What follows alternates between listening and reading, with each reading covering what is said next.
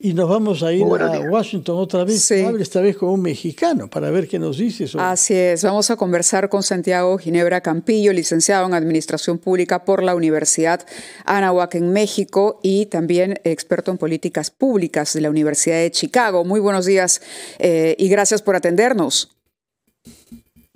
Al contrario, muy buenos días y saludos hasta allá, y es un gusto platicarles un poquito cómo están las cosas por acá. Bueno, y sobre eso va la primera pregunta. ¿Cómo están las cosas por allá desde su perspectiva? Bueno, literalmente el día de ayer que tocó venir por acá a la oficina, muchísimos de los lugares estaban cubiertos, como con miedo un poco a las cosas que pudieran llegar a suceder, ¿no? Hoy en la mañana, ya teniendo mucho más claro los resultados, se esperaba que fuera una carrera mucho más corta, en el sentido de que mucho más apretada, porcentajes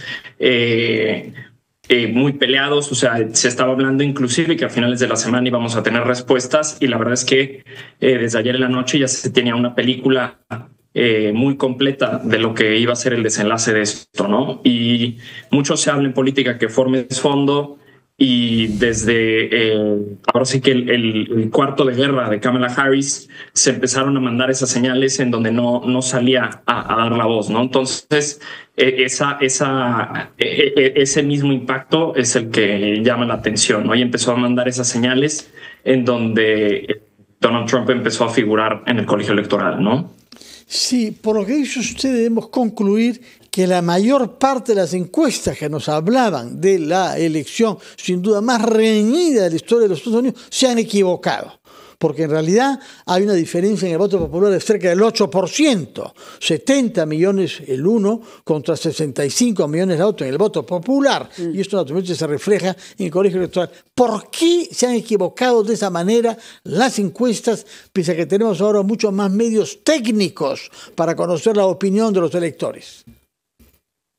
Y en esa misma línea, hablando además de las encuestas, también son las tendencias. O sea, el Partido Republicano no había ganado un voto popular desde 1988. Entonces, aunque tú tengas unas técnicas mucho más precisas en términos de estadística, también el bias juega una parte muy importante en el momento de armar este tipo como de herramientas técnicas para conseguir en esa misma línea hacer como un proceso muy preciso, ¿no? También está la otra parte, que es el voto oculto, que ahorita se está hablando muchísimo de que los latinos son quienes a la mera hora empezaron a acomodarse un poquito más hacia el Partido Republicano, cuando históricamente se consideraban un voto demócrata, ¿no? Hablando un poco más histórico, en aquellas elecciones en el año 2000 en Florida, que estuvo muy reñido con George Bush hijo. Claro. Y siendo Florida en aquel entonces un estado que pintaba más dividido, hoy Florida fue republicano, ¿no? Entonces eso te demuestra, a final de cuentas, que el voto latino ha ido evolucionando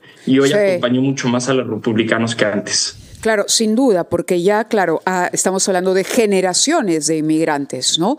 Hay algunos que ya no se preocupan por el tema migratorio porque lo tienen absolutamente resuelto, y ya en tanto ciudadanos estadounidenses están más preocupados por asuntos internos legítimamente, y eso los ha llevado a acercarse mucho más al Partido Republicano y sobre todo a las propuestas encarnadas en Donald Trump. Tenemos que ir a una pausa, ¿no? ¿Vamos a una pausa? Vamos a la pausa. Son las 8:59, le pedimos unos instantes nada más. Vamos al gran resumen de la hora y regresamos con nuestro invitado Santiago Ginebra Campillo.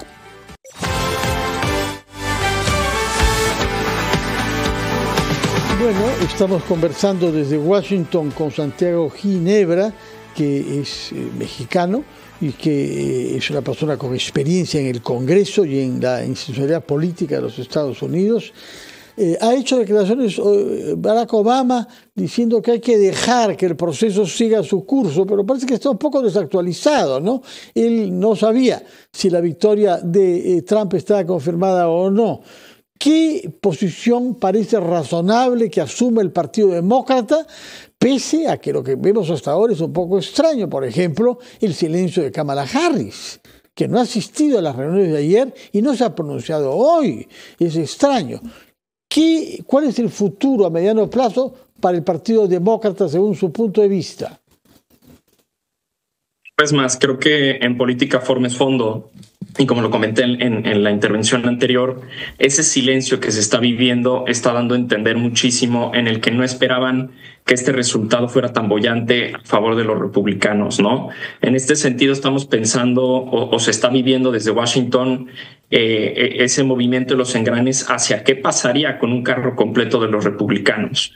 No, inclusive ya se está empezando a confabular en círculos como cercanos de los republicanos, inclusive ya se están pensando en preparar como todas las directrices para que de una vez que inicie la administración de Donald Trump las presenten, ¿no? Entonces, en ese sentido, yo creo que el Partido Demócrata tiene que esperar en estos meses el cómo va a accionar una vez de que entre esta nueva administración, ¿no? Y dónde van a ir a empezar a colocar el círculo cercano de Donald Trump, en donde ya se está empezando a hablar en una línea en donde a lo mejor van a escoger perfiles mucho más cercanos al mismo Donald Trump y dejando un poco de lado la parte técnica. Entonces, eso es algo que los demócratas tienen que prender sí que las alarmas y enfocarse en el siguiente momento, ¿no? Porque este carro completo prácticamente congelaría cualquier acción del Partido Demócrata, ¿no? Uh-huh. Muy bien. Y está dando usted por descontado que el Partido Republicano ha ganado la presidencia, pero también la Cámara de Senadores y la de los Representantes. En términos de la Cámara de Representantes, puede tomar varios días. En este sentido, el conteo en Estados Unidos es muy complejo en el sentido que cada estado tiene sus propias normas. Entonces, esto puede tomar, prácticamente una semana más en tener esos detalles, pero vamos haciendo una simple conexión en el que el voto popular está siendo republicano. Uno podría llegar a pensar que la Casa de Representantes pudiera direccionarse hacia los republicanos también. Inclusive si los demócratas consiguieran quitarles esa mayoría que hoy tienen los republicanos en la Casa, sería por un margen muy pequeño. Entonces ahí es donde los legisladores que tengan una ideología un poco más centrista jugarían muy importante en los votos, ¿no? Pero por un marco general, en mi opinión, creo que la Cámara de Senadores es mucho más clave en términos más operativos en la administración pública. Por poner un ejemplo, si el día de mañana renuncia una jueza o un juez de la Suprema Corte de Estados Unidos, el Senado es quien avalaría esto, ¿no? Entonces, ese tipo de nombramientos pasan por el Senado y el House of Representatives sería algo mucho más, a lo mejor en temas presupuestarios, que no es cosa menor. Las grandes urbes de Estados Unidos por lo general son demócratas, entonces necesitan esas negociaciones por fondos. De acuerdo. Y finalmente, su opinión sobre cuál es la motivación por la que Trump ha logrado convencer mucho más allá que a los círculos de sus admiradores y de sus allegados ideológicamente. ¿Cuál es la clave de esta victoria? Mira, algo un poco de lo que estuve viendo en estos meses es que Donald Trump tuvo muy claro que su juego eran dos temas: economía e inmigración. Él sabía que las personas necesitaban una solución a esos dos problemas. Que sea una amenaza o no la democracia, a lo mejor es real, a lo mejor no lo es, pero al final, por muy vulgar que llegara a sonar, la gente no come de la democracia, o al menos eso es como lo han externalizado a lo mejor algunos de los electores, en el decir, esta persona me va a dar una solución en temas económicos y de inflación. Ya lo que hagan o no hagan en el círculo democrático es otro boleto. Entonces, a lo mejor esa es la decisión por la cual se fueron decantando por su proyecto y no el otro. Claro, esa parece haber sido la clave. Santiago, queríamos aprovechar que lo tenemos en línea también para poder preguntarle por la situación de la presidenta mexicana. Desde el inicio, desde que asumiera, digamos, el gobierno a la fecha, ¿qué balance se puede hacer de la señora Claudia Sheinbaum? La verdad es que, un poco desde acá, me da la impresión que estaban preparándose para este resultado. En sí, a nivel de Secretaría de Economía, he empezado a construir puentes con diferentes aliados dentro de Estados Unidos. Entonces me parece que han estado construyendo ese acompañamiento y creo yo que era a lo mejor un resultado que no era algo muy diferente a lo que toda la administración estaba ya preparándose. Pues muy bien, muchas gracias por sus explicaciones, tanto sobre el resultado de las elecciones en los Estados Unidos, cuanto como sobre su impresión respecto a los inicios de la presidencia de la señora Sheinbaum, presidenta de la República de México. Muchas gracias y muy buenos días, señor. Que la pase bien usted. Igualmente por allá, saludos a Lima. Muchas gracias. Muy amable.